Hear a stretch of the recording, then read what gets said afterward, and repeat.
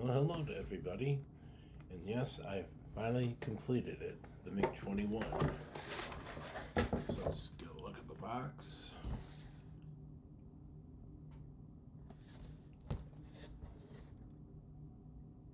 If you notice immediately, there is no pilot figure. Don't ask why. It's still a good model. The booklet.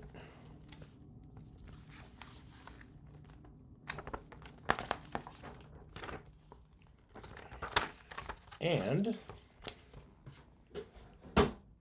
the actual model.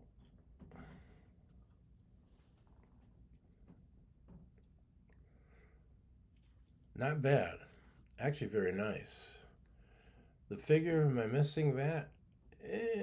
Yes and no, but you know what?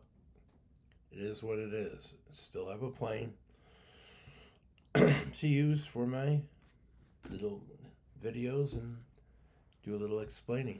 Okay, now this Cobi model is a 1/48 scale like the rest of their jets. There was no pilot figure, and basically it's called the MiG-21 Fishbed. It was a NATO name for it.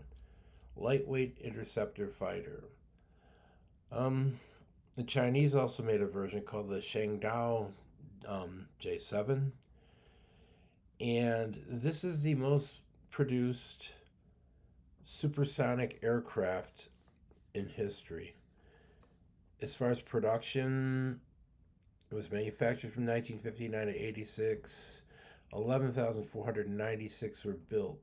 10,645 by the USSR, 840 by India, by Hindustan Aeronautics, and 194 by Czechoslovakia. In fact, this model comes with either Czechoslovakian or East German markings. I chose the East German because of the T-72 tank and because of the MiG-29. So they're all kind of similar. Give it a 1980s theme before the wall came down and West Germany and East Germany became Germany again. Okay, so what is this like? It's a semi-monocoque design, metal frame, it has a delta wing, and it uses a skin made of aluminum and magnesium, going for a pretty strong and kind of light, durable skin on the airframe.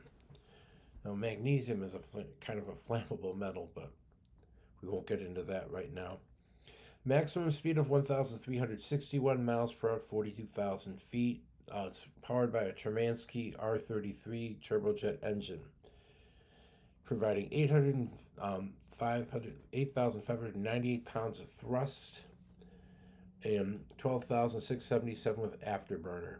And if you notice this back here, this is what happens when an afterburner kicks in. That's a kind of flame you would get off the engine. And I left it on just to give it as a demonstration. It had a gyro computing gun sight, and it could get to 33,000 feet in 4 minutes, and the actual service ceiling is 62,335 max. As far as armament, it had a 30 millimeter NR30 Newland Richter 30 millimeter cannon.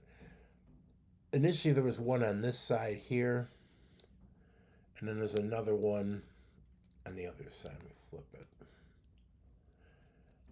They're in the fuselage. They did not have that much as far as speed. They're more of a slow moving kind of a gun, just there to do basically as a backup to not having missiles. And this plane had heat-seeking missiles. It has the A-7 ATOL missile, which is basically a copy of a Sidewinder, American Sidewinder. And I'll explain to you how that came about. But the whole thing with this plane was to develop a fast, lightweight interceptor for the VVO, VFV, whatever the Soviets called their frontal aviation, that would be supersonic, Mach 2-ish, which this thing is, and able to go in and intercept at a moment's notice. And this wound up becoming the base fighter of both the Soviet Union and the Warsaw Pact countries. And that's how East Germany inherited this beautiful plane. It's considered a short range interceptor, Mach 2 capable. This one is a newer one, if you could tell by the spine on the back, and it would not have had the 30 millimeter cannons on either side. It would have been right here by the wing root and one on the other side. Eventually went to eliminating that gun, leaving that gun, but total modernization, leaving this part here, even though it's not a gun port, but I'll show you. There'd be an internal twin barrel GSH 23 millimeter cannon that fired at a higher rate of fire and had more ammo than the 30 millimeters, making it a more acceptable cannon gun for the role this fighter played as a basic interceptor. Now, as far as this plane goes, like I said, it was produced under license in Czechoslovakia and India, and then the Chinese came up with their own version. It's a pretty simplistic plane.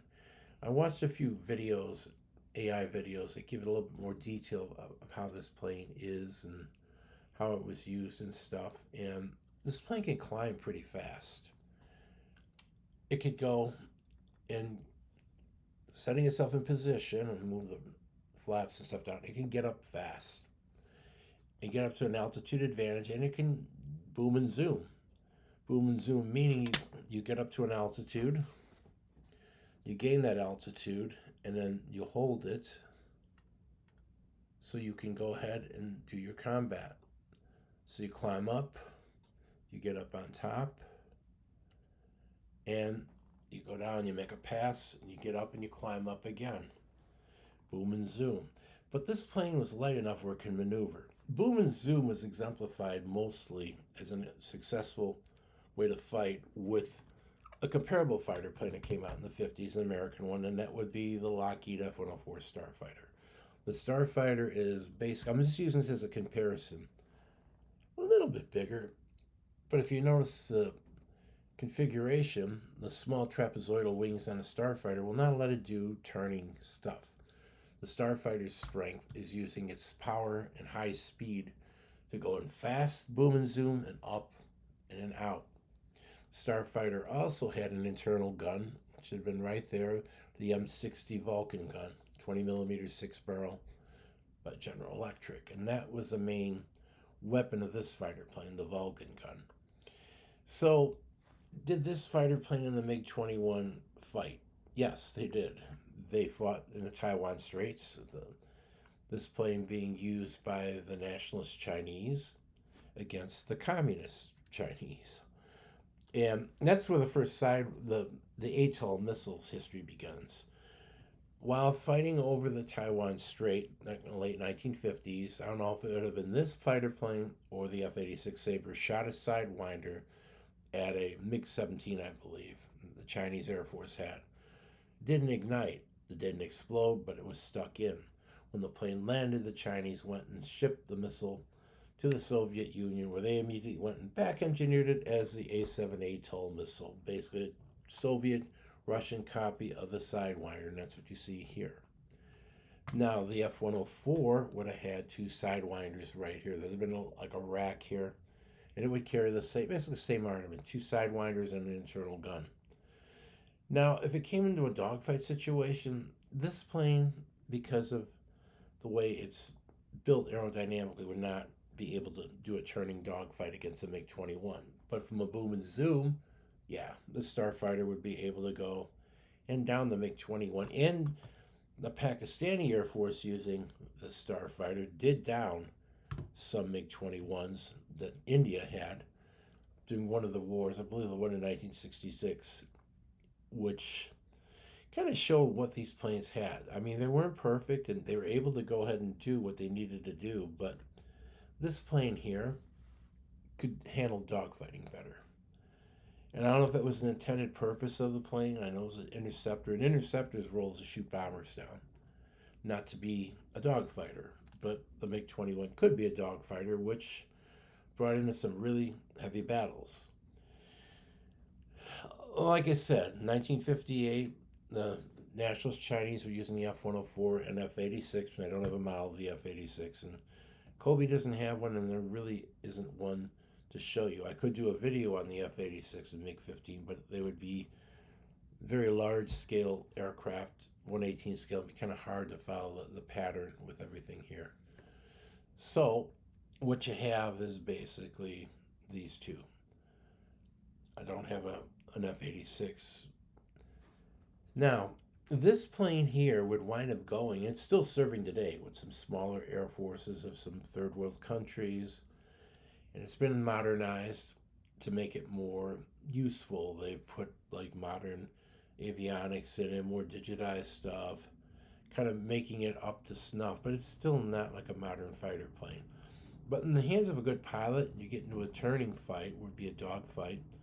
It still could be a pretty wicked plane. It has a great gun sight, and like I said, the 30 millimeter gun, which is in this part of the plane, not 30, 23 millimeter, excuse me, it's more than able to protect itself in a dogfight. So, what would you see if you saw this fighter plane against, like, say, this? Well, in American service, this plane, the F-104, and other planes like the F-5 and the Phantom went up against the MiG-21 in Vietnam. And I will do a video to get more involved in that, and you get to see a little bit more how American designs compared against Russian Soviet designs in the 50s and the 60s coming up to the present day. And this plane, the MiG-21, had many opponents. Like I said, the Starfighter, somewhat in Vietnam, definitely in the Indo-Pakistani wars. But the F-5 is an interesting one because they did fly them in Vietnam in combat.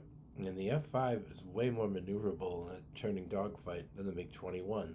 So much so that after we left Vietnam, the North Vietnamese, or the Vietnamese Communist Air Force, sent an F-5 to Russia to evaluate, and the Russians were terrified because that plane is actually a dogfighter, and it is supersonic and can draw you into a pretty nasty closing dogfight. But that's not the basis of this video. This is basically giving you a rundown of this aircraft in a little bit more detail. So this plane has been around, like I said, 1959, I think it said. Oh, yeah, 59. Through 86 in frontline Soviet and Eastern Bloc service, but it is still serving now. Romania did a modified version of it where it uses different avionics, digitized systems. And they call it the Bison, I believe. It's the Bison program. But the countries that use this, they still hold on to this. This plane is very easy to maintain. It can survive some pretty rough and brutal environments and kind of give a good accounting to itself. And because it's not that expensive to buy or to maintain, and it is pretty formidable as far as a air interceptor fighter would be, it's a good plane, and that's why it's still serving today, even though it is functionally obsolete when you compare to the stuff that we have going on now. But in a basic battle in the air, this plane still holds some relevance against its peers. And so that's where I'm going to leave us today. You have the MiG-21 basically being like the cornerstone of a lot of the Soviet Air Force stuff through the late 1980s, basically, until the fall of the Soviet Union. And the MiG-29 basically is a plane that replaced this. And because of the models I've been building from Cobi, I have an East German MiG-29, I have this MiG-21, and then I have the T-72 tank. Kind of give you a good rundown of what was there and what was available. So what happened with this plane is it would eventually, like I said, it'll go into Vietnam. It'll see battle in the Indo-Pak wars, and 80 through Lebanon through 1990s in Kosovo. This plane served a lot, and eventually the F-16 would come in to play. In the F-16, they kind of mince meat out of this plane, so the F-16 could get into a turning dogfight, and with all the avionics and digitized controls on the F-16 and fly-by-wire, it could make quick work of the MiG-21. So that's where I'm going to leave us here today. But something different that I'm going to do is You're probably asking where I buy these, and I said I buy them sometimes at Brickmania, but most of the time I buy them online from a place called the Corner Toy Store. I found them through working on eBay and trying to sell stuff, and that's where I get most of these from. Their prices are very reasonable, extremely good support, and here's their information so everybody can see. It's called the cornertoystore.com. And I believe that address is, let me go look here. Yes, www.thecornertoystore.com. That's the website. And you could go ahead and get some really good prices and really find some interesting stuff. And Cobi is not the only thing that they have there. They also have Bruder. Bruder are German-made vehicles and figures. And I have one. I just wanted to get one for the heck of it. 1/18 scale size, and this is a Range Rover police vehicle. And I'm not going to get too much in that. This is just one of the products that they offer at their store. So I just want you to see that. And if you're in the Playmobil, they have Playmobil also. So they have quite a variety. But as far as Cobi, this is a place to go get it. If you want newer stuff that Cobi comes out with at a very good price, try the Corner Toy Store. So that's all for this little video here of an introduction. I'll get in a little bit more details of stuff with the MiG-21. I have a couple other videos coming with it.